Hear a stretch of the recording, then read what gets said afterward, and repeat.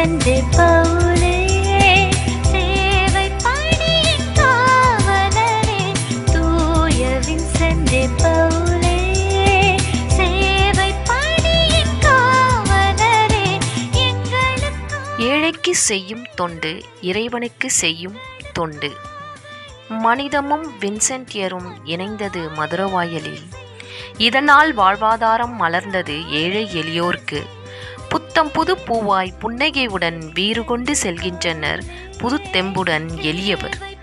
தனது குடும்பம் தன் உறவினர்கள் என்று சிறிய வட்டத்துக்குள் அடங்கிவிடாமல் ஏழை எளிய மக்களுக்காக பாடுபடும் பல ஈரமுள்ள உள்ளங்கள் இருக்கின்றன. அப்படிப்பட்ட உள்ளங்களின் சொந்தக்காரர்கள் தான் வின்சென்டியர்கள். இவர்கள் தங்கள் வெள்ளை உள்ளங்களை காணிக்கையாக எளியோருக்கு தாரை வார்க்கிறார்கள். பசி நீக்குவதில் தாயாய், பணி செய்வதில் தாதியாய் இருப்பவர்கள்தான் வின்சென்ட் பால் சபையினர். இரண்டு கிடக்கும் ஏழை எளியவர் மனதில் ஒளி விளக்காய் வயிற்று பசி தீர மதுரவாயல் புனித அந்தோனியார் ஆலயத்தின் பங்கு தந்தையாம் அருட்பணி ஆண்ட்ரூ டோம்னிக் அவர்களின் பொற்கரங்களால் பொருட்கள் வழங்கப்படுகின்றன. புனித அந்தோனியார் ஆலயம் மதுரவாயில் ஒவ்வொரு ஆண்டும் ஒரு வின்சென்ட் பால் சகோதரர்கள் இந்த கிறிஸ்துமஸ் விழாவை முன்னிட்டு ஏழை எளியவர்களுக்கு இந்த அன்பின் பகிர்வை கடந்த பல ஆண்டுகளாக செய்து கொண்டிருக்கிறார்கள். இது பார்த்தீங்கன்னா கிறிஸ்துமஸ் அப்படின்னாலே இயேசுடைய பிறப்பு விழா வந்து நிறைய தலைவர்கள் என்ன பண்றாங்கன்னா அவங்களுக்கு அன்னதானம் போடுவாங்க, அல்லது அவங்களுக்கு ட்ரெஸ்லாம் கொடுப்பாங்க. இப்படியாக தாங்கள் பிறந்த அந்த தினத்தை மற்றவோடு வந்து அவங்க பகிர்ந்து கொள்வார்கள். இது வந்து வழக்கமா எல்லா இடத்துலையும் நடக்கிறது தான். ஆனா இது வந்து அப்படி இல்லை. இயேசு இந்த உலகில மனிதனாக பிறந்த இந்த மாபெரும் விழாவை நம்முடைய கிறிஸ்துவம் உலகம் முழுவதும் கொண்டாடி கொண்டிருக்கிறார்கள். அப்ப இந்த மகிழ்வு என்பது வெறுமே நாங்க மட்டும் மகிழ்ந்திருப்பது, கிறிஸ்துவம் மட்டும் மகிழ்ந்து கொண்டாடுவதல்ல, மாறாக இந்த மகிழ்வை பிறரோடு, குறிப்பாக ஏழைகள், இல்லாதவர்கள், யாரெல்லாம் தேவை உழவர்கள் இருக்கிறாங்களோ அவங்களோட இந்த மகிழ்வை பகிர்ந்து கொள்வதுதான் வந்து இந்த கிறிஸ்துமஸ் உடைய மிகப்பெரிய உன்னதமான செய்தி. சாதாரண சொல்லுவாங்க, ஏழையின் சிரிப்பில் இறைவனை காண வேண்டும் அப்படின்னு சொல்லுவாங்க.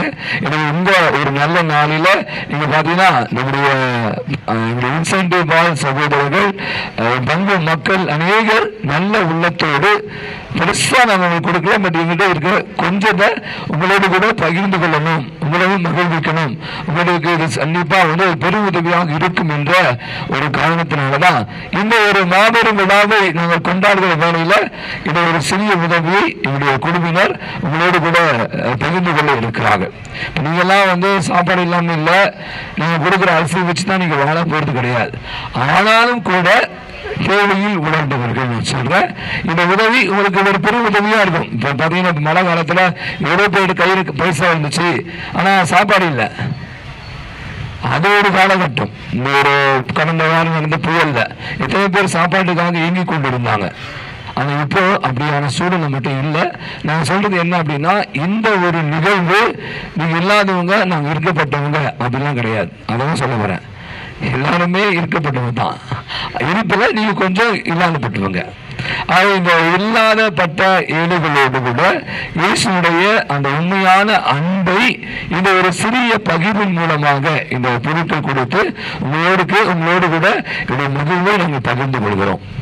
ஒரு விஷயத்த நான் எப்பவுமே சொல்வது உண்டு, நம்ம போய் வாங்கி கொண்டே இருக்கக்கூடாது, நாம கூட பிறருக்கு கொடுக்கணும். ஒரு சின்ன நிகழ்ச்சி தான் இப்ப வரும்போது எனக்கு ஞாபகம் வந்துச்சு. அதை சொல்லி ஒரு சிறிய ஜபம் சொல்லி இந்த பரிசு இந்த கிஃப்ட் நான் ஷேர் பண்றோம் உங்களோட. அன்னை தெரேசாவை பார்ப்பதற்காக ஒரு பெண் வருகிறான். இந்த மாதிரி ஒரு இடத்துல வந்து ரொம்ப கஷ்டப்படுறாங்க அப்படின்னு சொல்லி சொல்றாங்க. அப்ப அந்த பெண்ணை பார்த்து அந்த வந்து ஒரு கிறிஸ்தவ பண்ணிச்சுங்களேன், அந்த அன்னை தெரேசா ஒரு 5 கிலோ அரிசி கொடுக்குறாங்க, போல 5-6 கிலோ அரிசி கொடுக்குறாங்க. அரிசியை வாங்கி கொண்டு இந்த பெண் வந்து வேகமாக ஓடுறான். அன்னை தெரேசா புரியவே இல்லை. ஏன்னா இந்த நம்ம வந்து முடியல சொல்லிச்சு, ஏழை சொல்லிச்சு, சாப்பாடு ஒண்ணுல சொல்லிச்சு, ஆகவே கொடுத்தோமே இந்த அம்மா வந்து வாங்கிட்டு ஓடுறான். அன்னை தெரேசா சொல்றாங்க, அவங்க பின்னாடியே போனாங்கம்மா. அந்த அம்மா 2-3 தெருவு போயிட்டு யாரோ ஒரு குடிசை, இந்த அம்மா விட இன்னும் கொஞ்சம் கம்மியா வசதி கொண்டு இருந்த ஒரு ஏழை வீட்டுக்குள்ள போயிட்டு வெளியே வந்துச்சான். அன்னை தெரேசா வெளியே கேட்டாங்க, ஏன்டா நீ என்ன சொன்ன? உனக்கு தானே முடியலன்னு சொன்னேன், உனக்கு தானே கஷ்டம் சொன்னேன், அதுக்கு தானே இந்த அரிசியை நான் கொடுத்தேன், இத்தனை கிலோ அரிசியை என்ன பண்ண அப்படின்னு கேட்டாங்களாம். அப்போ அந்த பெண்மணி சொன்னாலாம், அம்மா நீங்கள் கொடுத்த அரிசி வந்து ஒரு எனக்கு என் பிள்ளைக்கு போதும், ஆனால் என்னை விட அந்த அம்மா இருக்காங்க போயிட்டு வந்தால, அவங்க ஒரு இஸ்லாமிய சகோதரி, அவங்க சாப்பிட்டு ஒரு 3 நாள் ஆகுது, என்கிட்ட அந்த அரிசியில் அவங்களுக்கு 2 கிலோ கொடுத்துட்டு வந்தேன்னு சொன்னாங்களாம். இன்னைக்கு இதுதான் உண்மையான அன்பு. நம்ம நிறைய நேரங்களில் நீங்கள் வாங்கி நானே வாங்கணும், நான் மட்டும் வாங்கணும் அப்படி இல்லாமல் நானும் வாங்கணும், என் நம்பில இல்லாத பற்றோருக்கு நம்ம கொடுக்கணும். இதுதான் இன்னைக்கு இவங்கெல்லாம் செய்கிறாங்க. இவங்கெல்லாம் இருக்கப்படுறது கிடையாது, அவனும் கஷ்டப்படுறது தான். ஆனாலும் கூட தன்னுடைய மகிழ்ச்சி, தன்னுடைய மகிழ்வை இல்லாதவங்களோடு கொஞ்சம் பகிர்ந்துக்கலாம் அப்படின்னு சொல்லி பகிர்ந்து கொள்கிறார். நீங்கள் வாங்குற நீங்கள் கூட என்ன பண்ணணும், உங்களால் முடிஞ்சதை மற்றவங்களுக்கு உதவி செய்ய முயற்சி எடுக்கணும். இந்த ஒரு சிறிய சிந்தையோடு உதவி பகுத்து ஒரு சிறிய ஜெபம் சொல்வார். தாயும் தகப்பனுமாய் எல்லோரையும் ஆண்டு வழிநடத்தி கொண்டிருக்கின்ற இறைவா, எல்லோர் வாழ்விலும் நீர் பிரசன்னமாய் இருக்கின்றீர். உங்களுடைய திருமகன் ஏழை எளியவராக பிறக்க வேண்டும், அதுவும் ஒரு மாட்டுக்கொட்டிலில் யாரும் விரும்பாத ஒரு இடத்தில் பிறக்க வேண்டும். பிறந்து நாங்கள் அனுபவிப்பது போல எல்லா விதமான துன்பங்களையும் துயரங்களையும் அனுபவித்து துன்பங்களில் உழல்கின்ற எங்களுக்கு அவர் தாயாகவும் தந்தையாகவும் உறவினராகவும் நண்பராகவும் இருந்து உதவி செய்ய வேண்டும் என்று விரும்பி அவரை இந்த உலகிற்கு அனுப்பி வைத்தீர். ஆண்டவரே, இதோ எங்கள் ஒவ்வொருவருடைய கண்ணீரையும் துடைக்கின்றவர் நீரே. ஒவ்வொரு நாளும் ஒவ்வொரு விதமாய் பல்வேறு மனிதர்களின் வழியாக நீர் பிறந்து வந்து ஒவ்வொருவருடைய துன்ப துயரங்களையும் சந்தித்து அவருடைய கண்ணீரை துடைத்துக் கொண்டிருக்கின்ற இதற்காக உமக்கு நன்றி. இதோ இங்கே குழுமி இருக்கின்ற ஒவ்வொருடைய கண்ணீரையும் துடைக்க நீர்தாமே மீண்டும் ஒவ்வொருடைய உள்ளத்திலும் இல்லத்திலும் பிறக்கும்படியாய் நாங்கள் ஜெபிக்கின்றோம். எல்லோருக்கும் எல்லாருமாய் நீர் இருக்கின்றீர். நீரே துணையாக இருந்து எங்களை மீட்டுக் கொள்வீர், எங்களுடைய தேவைகளை சந்திப்பீர் என்ற நம்பிக்கையோடு இதோ கிடைத்திருக்கின்ற இந்த பொருட்களை பகிர்ந்து கொள்கின்ற வின்சென்ட் பவுல் சபையினரையும் நிறைவாக ஆசீர்வதிப்பீராக. குழுமி வந்திருக்கின்ற ஒவ்வொருவருக்கும் இருக்கின்ற மனபாரங்களையும் துயரங்களையும் எல்லாம் நீக்கி ஒவ்வொரு நாளும் நீர் அவர்களுக்கு மகிழ்ச்சியை அளிக்க வேண்டும், பொருளாதார தேவைகளை சந்திக்க வேண்டும் என்று ஜெபித்து இறைவா நீர்தாமே ஒவ்வொருவருக்கும் ஆசி வழங்க கேட்டு தந்தை மகன் தூய ஆவியின் பெயரால் ஜெபிக்கின்றோம். தந்தையே, ஆமென். இந்த ஒவ்வொரு ஆண்டும் இதை வந்து மிக சிறப்பாக செய்தவர்கள் நம்முடைய நின்று கொண்டிருக்க வின்சென்ட் பால் சகோதரி. இதுதான் வின்சென்ட் பால். இவர் வாழ்ந்தபோது ஏழைகளை தேடி சென்று அவளுக்கு உணவு கொடுப்பது, நோயாளிகளுக்கு ட்ரெஸ் கொடுப்பது, இதையெல்லாம் வந்து பல நூற்றாண்டுகளுக்கு முன்பாக செய்தவர். இதை வந்து இன்னைக்கு உலகம் முழுவதும் இருக்கிற கத்தோலிக்க சபையை சேர்ந்தவர்கள், அதுவும் குறிப்பாக பொது நிலையினர், இவங்களாம் உங்களை மாதிரி வேலைக்கு போறவங்க தான், உங்களை மாதிரி சம்பாதிக்கிறது தான். அந்த சம்பாதத்துல கொஞ்சம் பணத்தை சேமித்து வச்சு இந்த பங்குல இருக்கிற ஏழைகள், மற்ற இந்துக்கள், முஸ்லிம்கள் யாரா இருந்தாலும் அவரோடு பகிர்ந்து கொடுக்கிற ஒரு உன்னதமான பணியை செய்து கொண்டு இருக்கிறார்கள். என்னை பொறுத்தவரை நான் சொல்லுவேன், இதை விட ஒரு மிகப்பெரிய கடவுளுடைய ஆசீர்வாதம் எப்போ கிடைக்கும் அப்படின்னா இந்த மாதிரி தான். அடுத்தவங்க நம்ம செய்யற உதவிகள் அதிகமாக தான் கடவுள் நம்மையும் நம் குடும்பத்தையும் எல்லாரையும் நல்லா வச்சுப்பார். அவங்க யாரெல்லாம் நீங்க வந்திருக்க அத்தனை பேரும் நம்முடைய வின்சென்ட் பால்களுக்கு ஒரு பலத்தை ஒரு கடவுளை கொடுக்கும்போது அன்புடன் நல்ல ஜோரா ஒரு கடவுளை கொடுங்க. அம்மாரி கூட இந்த பங்குல இருக்க நிறைய நல்ல உள்ளங்கள் நீங்க போய் அவங்ககிட்ட உதவி கேட்கிற போது, இது மாதிரி நாங்க வந்து ஏழைகளை உதவி செய்யணும்னு சொல்லும் போது அவங்க அரிசி மற்ற பருப்பு மற்ற ஏதோ உங்களுக்கு கொடுக்க வேண்டிய பொருட்களை தாராள உள்ளத்தோடு கொடுத்து உதவி செய்த எல்லா நல்ல உள்ளங்களுக்கும் ஒரு பலத்தை ஒரு கடவுளை கொடுத்து அவருக்கு நம்முடைய நெஞ்சார்ந்த நன்றிகள். சரியா? நான் சொன்ன அந்த நிகழ்வு போல நீங்க கூட என்ன பண்ணணும், அடுத்த வருஷம் இங்க வந்து வாங்கும்போது நீங்க 4 பேர் உதவி செய்யணும். எல்லாம் நீங்களே வந்து வாங்கி வருஷம் வாங்கணும் அப்படின்னு நினைக்க கூடாது.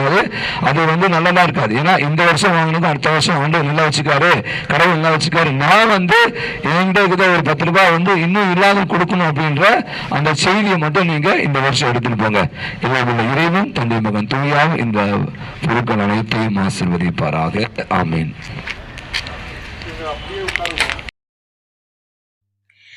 தனது குடும்பம், தன் உறவினர்கள் என்று சிறிய வட்டத்துக்குள் அடங்கிவிடாமல் ஏழை எளிய மக்களுக்காக பாடுபடும் பல ஈரமுள்ள உள்ளங்கள் இருக்கின்றன. அப்படிப்பட்ட உள்ளங்களின் சொந்தக்காரர்கள் தான் வின்சந்தியர்கள். இவர்கள் தங்கள் வெள்ளை உள்ளங்களை காணிக்கையாக எளியோருக்கு தாரை வார்க்கிறார்கள். பசி நீக்குவதில் தாயாய், பணி செய்வதில் தாதியாய் இருப்பவர்கள்தான் வின்சென்ட் பால் சபையினர். மனிதமும் வின்சந்தியரும் இணைந்தது மதுரவாயலில். இதனால் வாழ்வாதாரம் மலர்ந்தது ஏழை எளியோர்க்கு. புத்தம் புது பூவாய் புன்னகையுடன் வீறு கொண்டு செல்கின்றனர் புது தெம்புடன் எளியவர். இருண்டு கிடக்கும் ஏழை எளியவர் மனதில் ஒளி விளக்காய் வயிற்று பசி தீர வாழ்க்கையின் ஏணிப்படைகளாய் இருப்பவர்கள் தான் விண்சந்தியர்கள். விண்மீனாய் வந்து ஏழைகளை சந்திப்பவர்கள் தான் விண்சந்தியர்கள். பணக்காரர்கள் பணத்தால் கோடீஸ்வரர்கள், ஏழைகள் குணத்தால் கோடீஸ்வரர்கள். கொடுப்பதில் இன்பம், பெறுவதில் இல்லை. கிறிஸ்துமஸ் என்றாலே பகிர்வு. இந்த பகிர்வை தான் இறைவன் நம் ஒவ்வொருவரிடமும் எதிர்பார்க்கின்றார். பகிர்வோம் உள்ளதை, மகிழ்வோம் உள்ளத்தாலே. அனைவருக்கும் கிறிஸ்து பிறப்பு பெருவிழா நல்வாழ்த்துக்கள். தூய வின்சென்ட் பவுலே